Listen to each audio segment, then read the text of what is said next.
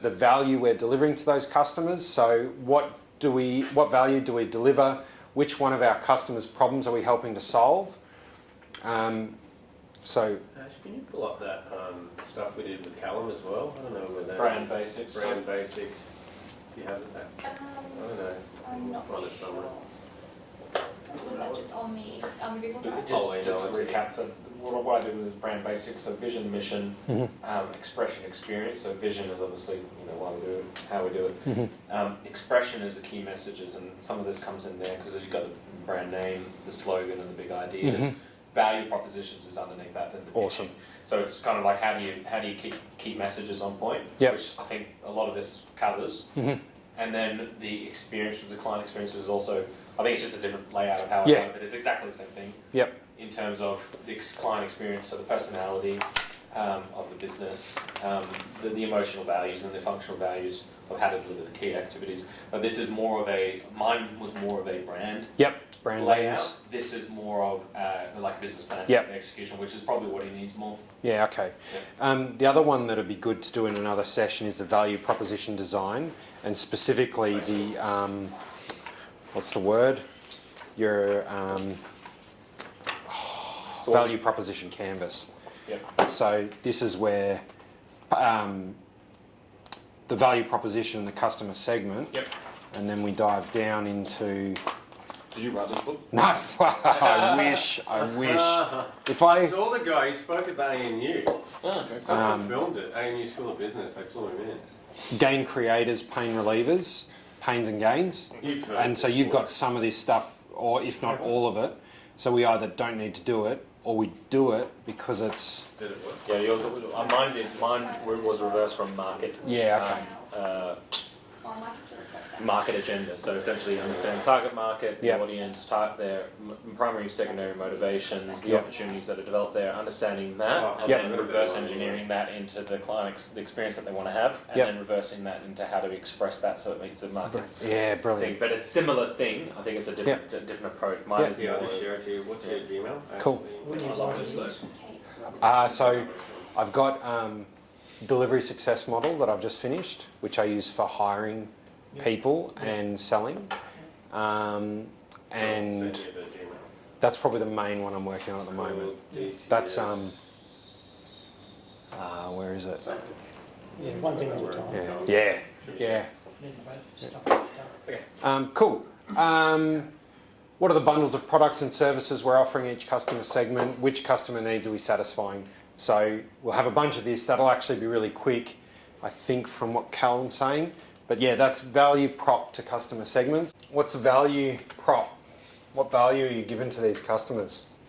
Well, the only place with a studio. We're helping them build their brand. Should we write this down? Yeah, write it down for me. So we're helping build their thought leadership expertise. I'll get the building one. Thought leadership. Is it another show? Creating rich content from communication plans. Yeah, positioning their company. Creating more value. Are you writing all these, John? I'm writing them, as I go. Okay. Positioning, what else are they buying? They're buying... Is this where like the quality of the team comes in? So some of the questions. Well, they're buying the search. Okay, so value proposition would be global expertise at a practical local level, something like that. So, what's the word? It's like, well, I wonder though whether you're a key resource. Hey! G'day, mate. How are you doing? Yeah, good man. How you doing? Yeah, good. Playing Post-it notes. Hello. Oh, sorry. That's all good. No, that's all right. G'day, mate. Good to see you again. Rob. Yeah, sorry I couldn't come earlier before you got started. Thanks, mate. Yeah. This is how you train for boxing. You just strap a baby to yourself and... That's right, weight training. Nice. Better than a weight room. You Nice. guys alright? You need any water? Everyone's been amazing looking after us. Yeah. Thanks so much for letting us use the space and Our everything. office is your office. Oh, yeah, the man. Cool. Yeah, and you got this. Yeah, Worked yeah. in great. Yeah. Thanks, mate. Chat later. I'll give you a buzz after. So you can also think about what are the problems you're solving. So what you've just described there with the surge is the problem is the skill set in Canberra doesn't include anyone that's produced content that is accepted at a global scale for fashion or whatever it is. So there's a story. Lack of credibility locally. Yeah, so local global credibility or something like that. I don't know what the word is. Experience credibility, probably. Yeah. Something like that. And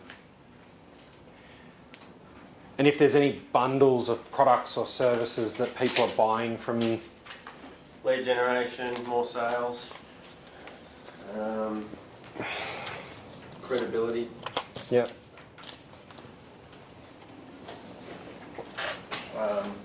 Demonstration of their culture. Yeah, perfect. So that's a huge one because there's a bunch of agencies going through cultural uplifts, and so any Canberra consultancy and or government agency will want to be communicating. Let me rephrase. Anyone that understands social knows they will need to produce video content to communicate their culture. It's no longer enough for me to say our values are pragmatism and honesty on a web page. We have to demonstrate it through video. So there's two customer segments, right? There's federal government communicating culture, but then there's businesses, there's Canberra consultancies that would want to communicate their culture. So I suppose that's your small, medium enterprise, really. That's that 3 to 15 consultants. Which is fucking HR, like helps with HR. Yep. HR draw, like magnetism, like how would you describe that? Helps recruitment. Yeah, okay, recruitment. Yeah. Yeah, because what is it? Some of these videos. Yeah, I know. Pretty good. What is it? I think it was Kerwin Ray talks about the mere exposure effect. And so it used to be 3 exposures in a piece of print. So if I went through Vogue, by the time I've seen the 3rd ad for a product, that mere exposure was enough for me to feel like I could trust, or at least knew that that brand was a thing I'd pay attention to. He talks about it going up to 20 exposures. So that means 20 videos, posts, images with my name before the mere exposure effect is elicited from a consumer. Up to 20. Yeah. So that means when we're talking about your value prop and demonstration of culture, before anyone will ever believe that we have a culture worth paying attention to, there's a minimum of 20 exposures to what your culture represents. So that might be words, videos, shares, interactions, conversations, etc., etc. Also like product and service launches, if there's a new product on offer. Sexy launches. Yep. You mentioned parties. Parties, is that? Well... Or is that just side hustle? We're starting our first event at the end of February. So that'll be the first one for our own business. And then we're going to use that as a case study. So this is pretty much just based off, I think, the video business. So events that make money would be the one there. Cool. Any more for any more? You've got a couple? No, he's No. culture. Demonstrating culture. Cool. This is fun. Yeah. I love post-it notes, hey. The day I learnt about Agile, I was like, finally, I can just live off post-it notes. Like way back in the day, the NLP days, I had hotel rooms with affinity mapped values and product design, and especially from the presentation platform skills stuff, you would basically throw up all your ideas on a board, then you'd affinity map them where you chunk them together, then you'd order them, and then you'd order the order you'd deliver the course in. And like I have photos of hotel rooms from like 10 years ago filled with that stuff. And here we are back at post-it notes. So an example would be your digital agency, right? So they become another funnel for you. You don't have to do anything, but you give them a capability. So become their key partner. yeah, that's right. So there's a new line of value propositions for a new line of customer segments we've uncovered. So your value proposition is we partner with you, so you never, your OCD. So your value proposition is your OCD to the core customer segment of Canberra digital consultancy agencies. And you basically have outsourced their need to ever use a camera for any project ever. So key activity would be to film your thought leadership and lead generation videos for higher sales conversion. So like you literally need to film the stuff that communicates your value prop.